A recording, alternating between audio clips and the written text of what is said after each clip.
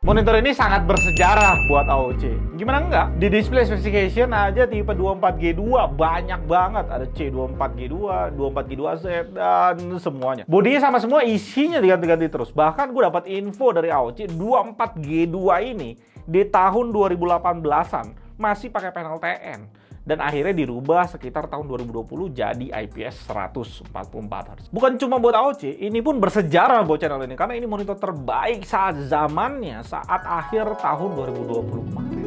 Gue sih cukup ketawa-tawa ya, lihat video gue sendiri 2 tahun lalu. Ngomong apa coba gue selama 10 menit itu, dan ditonton 100.000 lebih lagi.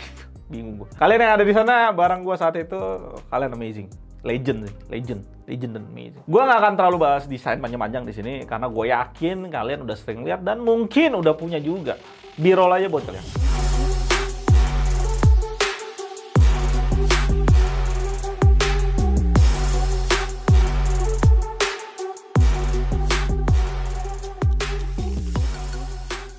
Sebenarnya nggak ada yang salah sama desainnya dengan AOC ini. Tapi dengan seringnya gue ngelihat monitor AOC, gue udah sampai di satu titik rada enek. Apalagi AOC udah upgrade ke series G3-nya yang jauh lebih mewah dan lebih fresh untuk dilihat. Jadi gue no comment terlalu banyak ya untuk tipe yang satu ini. Ada 4 pengaturan motion blur yang dikasih sama AOC. Kalau gue lihat sih nggak terlalu banyak perbedaan. Kita bisa pilih yang strong untuk dapetin yang paling clear. Ketika kita bandingin dengan yang lain, AOC sih bukan yang cepet banget, bukan yang terlalu cepet. Kerasa di sini model tahun 2020 ini kalah dengan model tahun 2021 dari Gigabyte ataupun Lenovo yang sekarang kelihatan paling clear. AOC sebenarnya ada satu settingan overdrive lagi namanya boost, dan juga ada settingan push response time yang namanya MBN. Kalau gue bandingin ketiganya, boost yang terbaik, dan AOC ini punya kualitas yang cukup tajam sebenarnya. Memang masih kalah dibanding Acer ataupun Lenovo, tapi mereka ada sedikit overshoot ya ketika konten udah cukup terang di bagian tengah-tengah. AOC klaim untuk monitornya sih tinggi ya, P3 sampai 98%. Pas kita tes sih nggak setinggi itu, cuma 93% lah P3-nya. sRGB pasti 100 dan Rec 2020 udah mau sentuh 68%. Tentu dengan hasil kayak gitu, AOC ini masuk ke kelas yang luas banget ya. Bahkan paling luas kalau kita ngomong 24 inch 144 Hz IPS yang udah kita tes selama ini. Treatment AOC ke panelnya sih cukup oke aja di 6700, gamanya 2,1 dengan 8 delta E. Warna putih yang keluar agak sedikit merah. AOC sih di sini treatmentnya bukan yang terbaik, masih kalah sama Gigabyte, Asus ataupun Acer.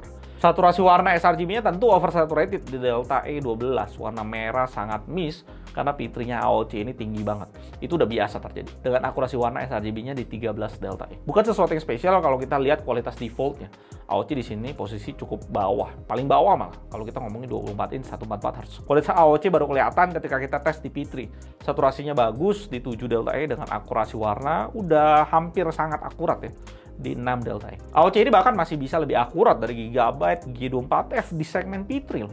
Menjadikan AOC paling akurat di palet P3 untuk 24 inch IPS 144 Hz. AOC ada kasih OSD sRGB yang bekerja cukup baik, ngebenerin sRGB yang oversaturated tadi. Akurasi putihnya ya memang malah agak kurang akurat di delta E11 karena gamanya di 2,0. Tapi saturasi warna di limit ke-7 dengan akurasi warna sRGB-nya jadi lebih baik di 8 delta E.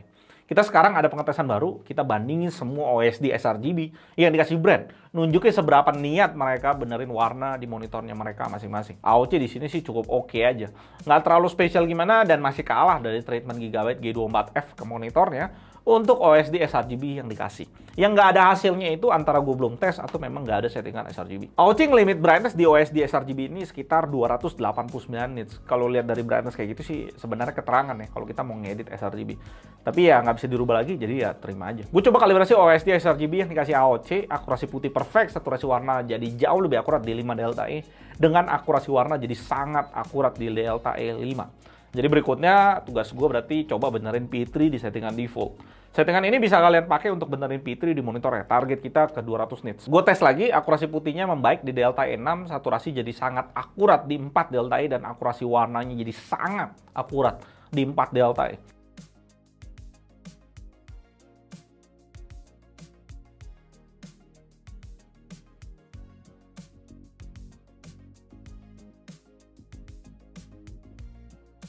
Kontras yang dihasilkan AOC untuk panelnya sangat bagus untuk sebuah panel IPS.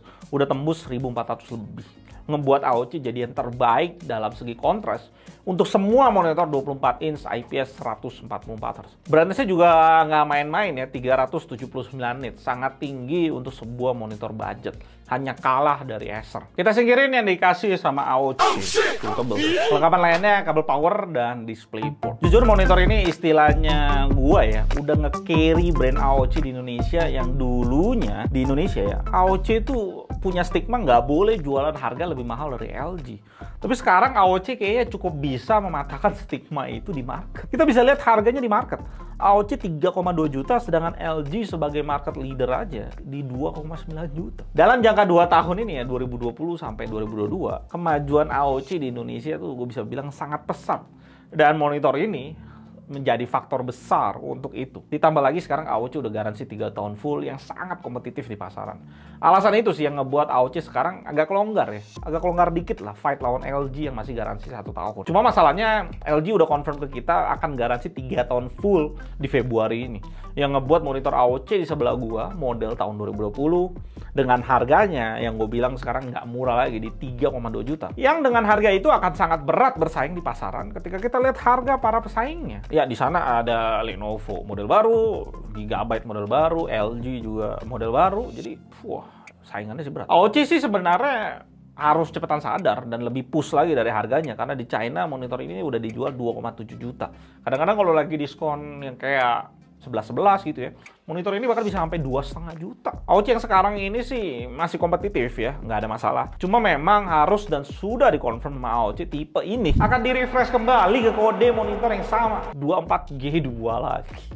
Tapi ke 165 Hz-nya sekarang. Jadi panelnya harusnya di-push lebih tajam lagi, lebih clear lagi secara respon time. Gua nggak tahu jadwalnya kapan, belum ada info juga dari AOC, karena mungkin kalau dia kasih tau gue info, monitor ini nggak laku bro. Gue Alun dari GTID, sampai jumpa dan